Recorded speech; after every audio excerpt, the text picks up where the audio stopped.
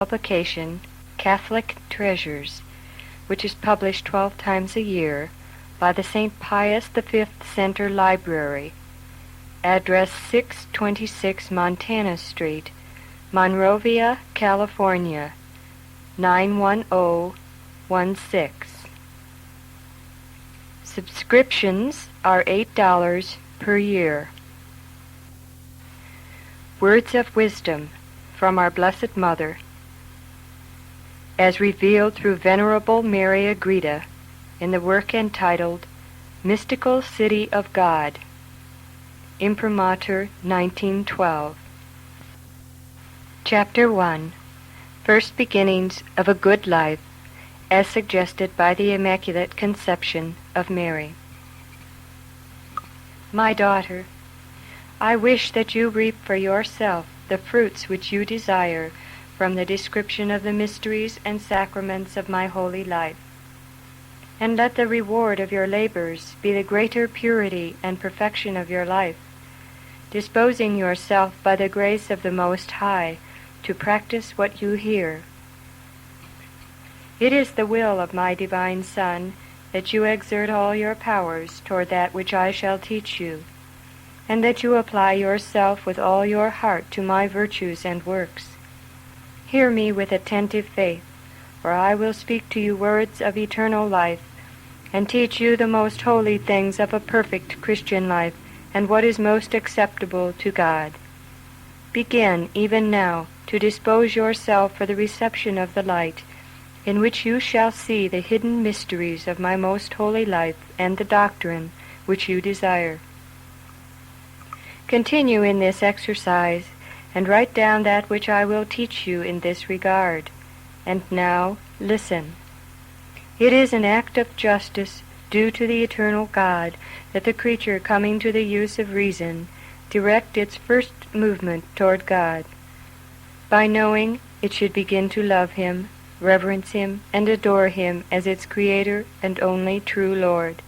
The parents are naturally bound to instruct their children from their infancy in this knowledge of God, and to direct them with solicitous care, so that they may at once see their ultimate end and seek it in their first acts of the intellect and will.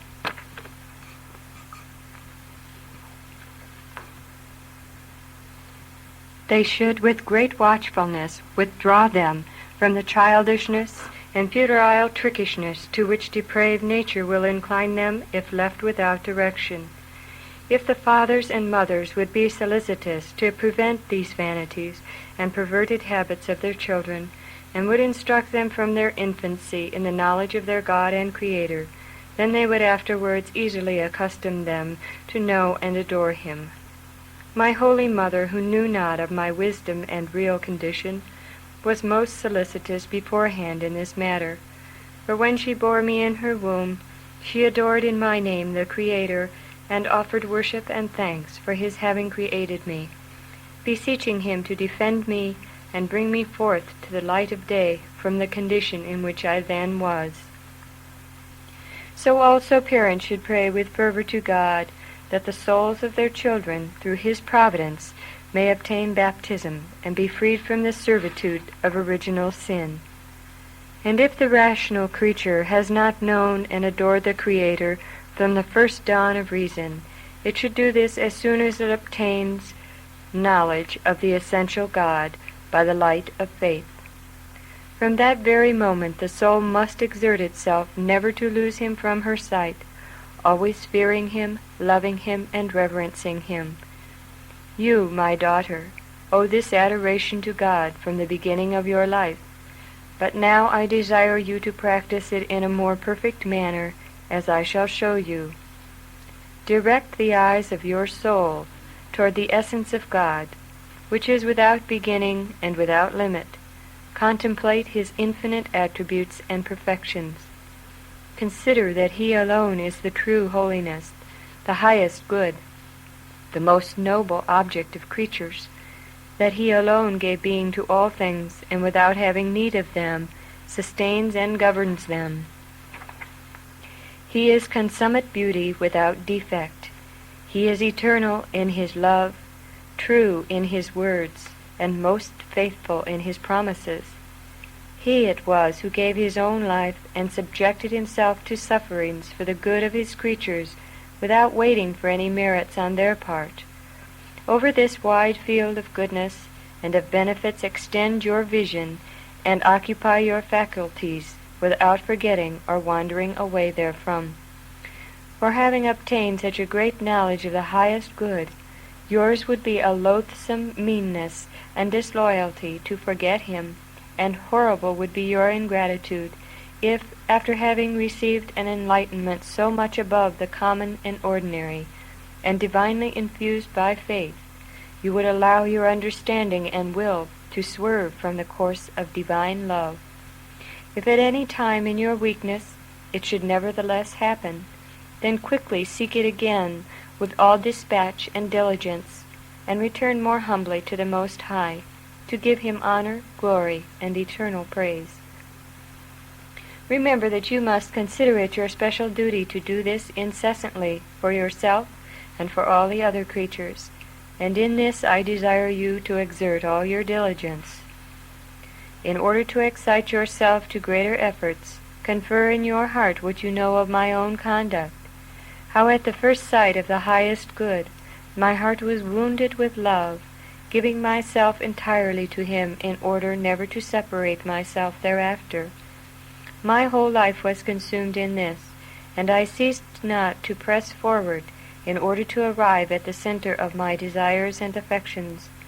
For since the object is infinite, so love can have no rest or cessation until it is attained. With the knowledge of God and the love of him should also go the knowledge of yourself, remembering and considering your insignificance and vileness. Advert that when these truths are well understood, repeated, and meditated upon, they will cause divine effects in the soul. Chapter 2. The light of grace in the soul mysteriously described in chapter 21 of the Apocalypse. My daughter, these chapters contain excellent direction and light, though you have left in them many things unsaid. Seek therefore to draw profit from all that you have understood and written, bewaring lest you receive the light of grace in vain. This in brief I wish you to remember.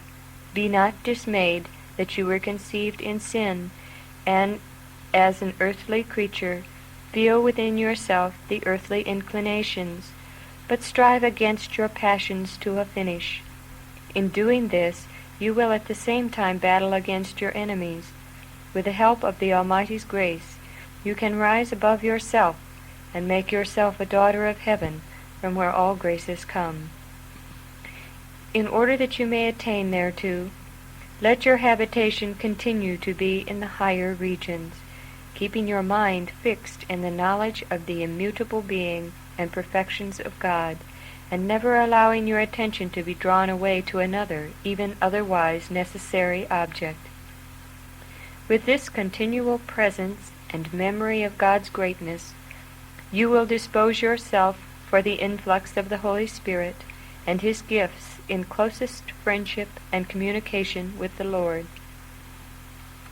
In order to evade all hindrance to this his holy will, which I have already many times pointed out and made manifest to you, seek to mortify the inferior part of your being, the seat of the evil inclinations and passions. Die to all that is earthly, sacrifice, in the consciousness of God's presence, all your sensitive appetites. Fulfill none of their impulses, nor ever satisfy your own will outside of the narrow limits of obedience.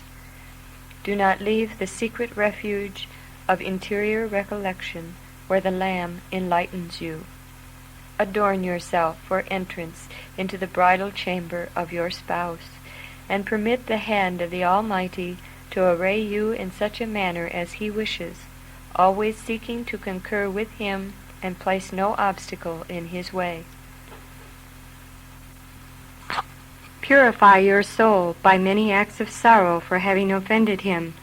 Magnify and praise him with a most ardent love. Seek him, and rest not until you have found him. whom your soul desires. Hold him and do not let him go. Canticle of Canticles, chapter 3, verse 24. I wish you to proceed on your pilgrimage like one who has arrived at the journey's end, keeping your gaze continually on the source of all glory. Let the rule of your life be to walk in the light of faith and in the brightness with which the Omnipotent shall fill and illumine your soul, and to continue to love, adore, and reverence him without any cessation or diminution, this being the will of the Almighty in your regard. Consider what shall be your gain, but remember also what may be your loss. See you do not run this risk.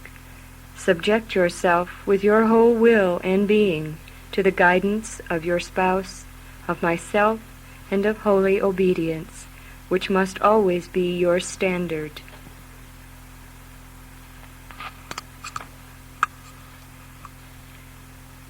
Chapter 3. Solution of a Difficulty. My daughter, hear the solution of your difficulty. In the vision of the divinity, I instantaneously recognized my innocence and the stainlessness of my conception. These favors and benefits of the Almighty are of such a nature that the more they are understood and made secure, so much the more will they excite care and solicitude for their preservation and for the avoidance of any offense of their author. They are given to his creatures out of pure goodness, and are accompanied with such clear intuition regarding their dependence on the merits of my most holy Son, that the soul immediately centers its attention only on its own unworthiness and insufficiency, convinced that it cannot merit them, and that it cannot appropriate them to itself, as being foreign to its nature, as they are seen to belong to such a high Master, to whom they can revert to be distributed according to his pleasure. A most deep-felt solicitude fills the soul, lest it lose again what is thus freely given. The soul therefore begins to work with great diligence in order to preserve them and to multiply the talent. Matthew chapter 25, verse 15. Since it understands that to be the only means of keeping the deposit and of fulfilling the object for which they were given, namely, to make them bear fruit and to contribute to the glory of the Creator. This care is precisely the condition necessary for the preservation of the benefits and graces received. Besides this, the soul is made to understand the human frailty and the freedom of the will for good or evil. Of this knowledge the Almighty did not deprive me, nor does he deprive anyone of it, as long as he wanders through this life. But he gives it to all according to measure, in order that by its guidance they may be filled with holy fear of falling into any fault, even the smallest. In me this light was greater, and I clearly saw that a small fault prepares the way for another, and that the second is only a punishment to the first. It is true that on account of the blessings and graces of the Lord, sin was impossible in me, but his providence so disposed of this knowledge that my absolute security from sin was hidden to me. I saw that as far as depended on me alone I could fall, and that it was the divine will that preserved me. Thus he reserved to himself his knowledge of my security, and left me in solicitude and holy fear of sinning during my pilgrimage. From the instant of my conception until my death, I never lost this fear, but on the contrary grew in it as life flowed on.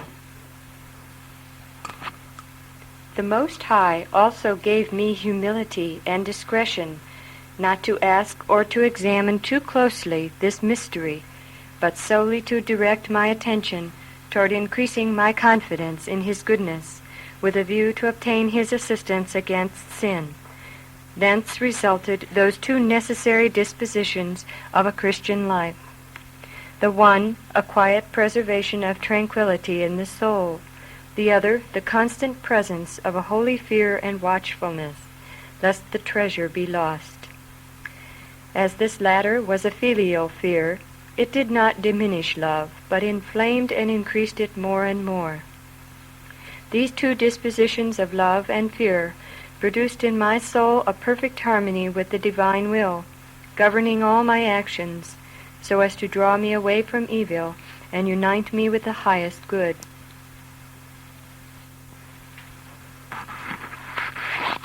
This, my dear friend, is the great test of spiritual things, that they come with true enlightenment and sound doctrine, that they teach greater perfection of virtues and excite a strong impulse toward seeking it.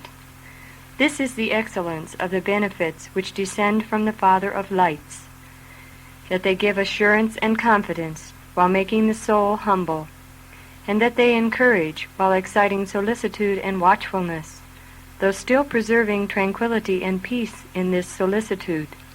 For all these effects are not incompatible in fulfilling the will of God.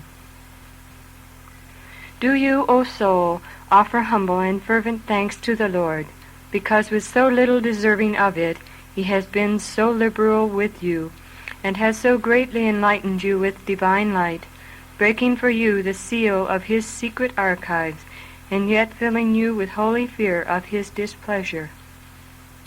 Nevertheless, make use of this fear with measure, and strive instead to excel in love, thus with these two wings raising yourself above the earth and above yourself. Try to rid yourself of the inordinate disturbance of excessive fear, and leave your cause with the Lord, and make his cause your own. Let fear be with you until you are purified and cleansed of your sins and of your ignorance. But also love the Lord, in order that you may be transformed in him, and set him as the master and the arbiter of your actions, without desiring to be above any person. Do not trust your own judgment, and be not wise in your own conceit. Proverbs chapter 3, verse 7. For the judgments of men are only too easily blinded by their passions, throwing them out of their course, and drawing after them the will as their captive. Thus it comes that men fear what is not to be feared, and rejoice in that which is not profitable.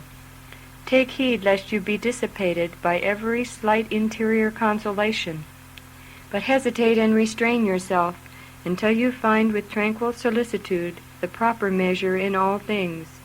This happy medium you will always find if you remain subject to your superiors, and willingly accept that which the Most High works in you and teaches you. Although your undertakings may be good as regards the intentions, they must nevertheless also conform to the requirements of obedience and of prudence, for without this guidance they are usually deformed and without any profitable result. Therefore be in all things solicitous about that which is most holy and perfect. Chapter 4. A certain daily exercise of the Queen after her birth. My dearest daughter, it is true that divine justice closed heaven against mortals on account of the first sin, until my most holy Son should open it by satisfying most abundantly for men through his earthly life and death. It was befitting and just that this same Redeemer, who had united to himself the redeemed members and opened heaven, should as their chief enter before any of the children of Adam. If Adam had not sinned, it would not have been necessary to follow this course, for men would have ascended of themselves in order to enjoy the divinity in the empyrean heavens. Having, however, foreseen the fall of man, the most blessed Trinity provided for the course followed at present. This great mystery was referred to by David in the 23rd Psalm, when speaking of the spirits of heaven he repeats twice, "Lift up, ye princes, your gates, and be ye lifted up, ye eternal gates, and the King of glory shall enter in." They are here called the gates of the angels, because only for them were they open, but for mortal men they were closed. Although these heavenly courtiers were aware of the fact that the incarnate Word had already thrown back the bars and bolts of guilt, and that he was now ascending rich and glorious with the spoils of death and sin, bringing with him the fruits of his passion in the accompanying hosts of the glorious saints released from limbo. Nevertheless, the holy angels give vent to their admiration and breathless suspense at this wonderful novelty, asking, "Who is this King of glory?" For he was a man, and of the same nature as the one who had lost for himself and for all his race the right to enter into heaven. They themselves give answer to the question, saying, "The Lord who is strong and mighty, the Lord mighty in battle, the Lord of virtues, the King of glory." This was as if they confessed their conviction that this man, who was now coming up from the world in order to open the eternal gates, was not a mere man, and is not included under the law of sin, but that he was true God and true man, who, strong and powerful in battle, had overcome the strong-armed one that reigned in the world, had taken away his reign, and despoiled him of his weapons. And he was the Lord of virtues, as one that had exercised them as a master, with sovereignty over them, and without any contradiction of sin and defect. As the Lord of virtues and as the King of glory, he now came in triumph, distributing virtues and glory to his redeemed, for whom as man he had suffered and died, and whom as God he was now raising up to the eternal and beatific vision, having broken the bars and shackles imposed by sin. Since this, O soul, was the work of my dear Son, the true God and man, he, as the Lord of virtues and graces, exalted and adorned me with them from the first moment of my immaculate conception. And as, moreover, the hindrance of sin touched me not, I was free from the impediments which prevented other mortals from entering into the eternal gates of heaven. On the contrary, the powerful arm of my Son acted with me as being the mistress of all virtues and as the Queen of heaven. Because he was to vest himself and assume unto himself human nature from my flesh and blood, he was beforehand in preparing me and making me like himself in purity and exemption from fault and in other divine gifts and privileges. As I was not a slave of sin, I exercised the virtues not as a subject, but as a mistress, without contradiction, but with sovereignty, not like the children of Adam, but like the Son of God, who was also my Son. For these reasons, the celestial spirits, who had possession of the eternal gates as their own, opened them up for me, perceiving that the Lord had created me more pure than all the most exalted spirits in heaven, and made me their queen and the mistress of all creation. Remember also, my dearest, that he who makes the law can also dispense with it freely, and this the Supreme Lord and Legislator did with me, extending the scepter of his clemency toward me more readily than Ahasuerus did to Esther. For the common laws regarding others and consequent on their guilt applied not to me, who was to be the mother of the author of grace. Although I could not, as a mere creature, merit such blessed privileges, yet the divine clemency and goodness of God turned toward me with full liberality, and he was pleased with the humility of his servant, in order that for all eternity the author of such prodigies might be praised. Do you also, my daughter, according to my directions, bless and magnify him for these benefits bestowed upon me. My admonition to you, whom in spite of your weakness and poverty I have chosen with such generous kindness as my disciple and companion, is this, that you strive with all your powers to imitate me in an exercise in which I persevered during my whole life, from the very first moment of my birth, omitting it on not a single day, however full of cares and labors it might have been. This exercise was the following. Every day at beginning of dawn, I prostrated myself in the presence of the Most High, and gave him thanks and praise for his immutable being, his infinite perfections, and for having created me out of nothing, acknowledging myself as his creature and the work of his hands. I blessed him and adored him, giving him honor, magnificence, and divinity, as the supreme Lord and Creator of myself and of all that exists. I raised up my spirit to place it into his hands, offering myself with profound humility and resignation to him, and asking him to dispose of me according to his will during that day and during all the days of my life, and to teach me to fulfill whatever would be to his greater pleasure.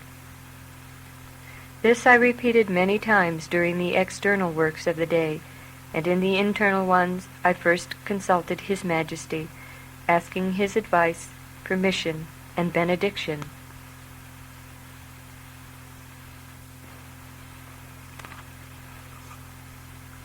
Be very devout toward my most sweet name. I hope you will be convinced of the great prerogatives and privileges which the Almighty concedes to it, so that I myself, when I saw them in the divinity, felt most deeply obliged and solicitous to make a proper return. And whenever the name Mary occurred to my mind, which happened often, and whenever I heard myself called by that name, I was aroused to thankfulness and urged to new fervor in the service of the Lord, who gave it to me. You have the same name, and I wish that in proportion it should cause the same effects in you, and that you imitate me faithfully by following the lesson given you in this chapter, without failing in the least point from this day onward. And if in your weakness you should fail, rouse yourself immediately, and in the presence of your Lord and mine, acknowledge your fault, confessing it in sorrow. Repeating these holy exercises over and again with solicitous care, you shall find forgiveness for imperfections, and grow accustomed to strive after what is highest in all virtues, and most pleasing to the Lord. Then, following the light which he gives, and in pursuance of that which is most pleasing and agreeable to your own tastes and mine, you shall not be denied the grace of employing yourself entirely in listening, attending to, and obeying in all things your spouse and Lord, who seeks in you only what is most pure, most holy and perfect, and a will prompt and eager to put the same into practice. Chapter 5. A Wonderful Mystery in the Queen's Infancy. My Queen and Heavenly Lady, if without being offended you will, as a kind mother, listen to my ignorant talk, I will ask of your kindness the solution of some doubts which have occurred to me in this chapter. If my ignorance and boldness should transgress the limits, instead of answering me, my mistress, correct me with maternal mercy. My doubt is, whether in this your infancy you did feel the necessities and hunger which according to the natural order children do feel. And if you did feel them, how did you suffer these annoying inconveniences? And how did you ask for the nourishment and the other help necessary, since you were so wonderfully patient that you would not make use of tears, which serve other infants as speech and words? I am also ignorant whether the hardships of that age were not most irksome to your Majesty, such as to have your virginal body clothed and unclothed as infants are, to be fed with the food of other children, and to undergo the other experiences of that age. For other children undergo them bereft of reason, while nothing was concealed from you, O Lady.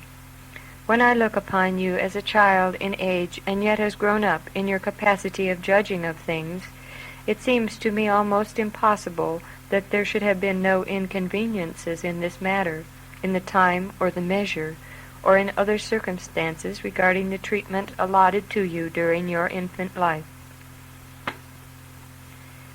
Your celestial prudence taught you to preserve dignity and composure, yet you did not intimate the wants and needs of your age and condition, either by crying as an infant or by word of mouth as one grown up. Thus they could not know your needs, and could not treat you as one endowed with reason, for even your mother could not know all these things, nor could she provide for all that was necessary, since she knew not the time nor the manner of serving your Majesty in all things. All these considerations excite my admiration, and arouse in me the desire of knowing the mysteries thus concealed. Answer and instruction of the Queen of Heaven. My daughter, since you are full of wonder, I will inform you in all kindness. It is true that I was in possession of grace and of the use of reason from the first instant of my conception, as I have so often shown you. I underwent the hardships of infancy as other children, and I was reared and treated as others of the same condition. I felt hunger, thirst, sleepiness, and other infirmities of the body, and as a daughter of Adam, I was subject to these accidental necessities, for it was just that I should imitate my most holy Son, who subjected himself to these hardships and defects, in order that he might merit so much the more, and in order that he might be an example to the rest of mortals for their imitation. As I was governed by divine grace, I made use of eating and sleep in moderation, allowing myself less than others, and only so much as was proper for the augmentation and the preservation of my life and health. Disorder in these things is not only against virtue, but against the well-being of nature itself, which is invaded and ravaged by it. On account of my exquisite composition, I was affected by hunger and thirst more painfully than other children, and the want of nourishment was more dangerous to me. But if it was given to me at unseasonable times, or in excess, I bore it with patience, until by some befitting sign I could manifest my needs. I felt less the want of sleep on account of the opportunity which it furnished me for the presence and the heavenly conversation of the angels. That I was bound and wrapped in clothes was not painful to me, but it was a cause of much joy, for I understood by divine light that the incarnate Lord was to suffer a most cruel death, and was to be bound most shamefully. Whenever I was alone during my childhood, I placed myself in the form of a cross, praying in imitation of him, for I knew that my beloved was to die in that position, although I did not know then that the crucified was to be my Son. In all the difficulties which I underwent after I was born into the world, I was resigned and contented, for I never lost sight of one consideration which I desire you to always keep in mind. It is this, that you ponder in your heart and in your soul the truths which I saw, so that you may form a correct judgment of all things, giving to each that esteem and value which is its due. In regard to this, the children of Adam are ordinarily full of error and blindness, but I desire that you, my daughter, share it not with them. As soon as I was born into the world and made aware of the light which shone upon me, I felt the effects of the elements, the influence of the planets and of the stars, of the earth which sustained me, of the nourishments which preserved me, and of all the other things of this life.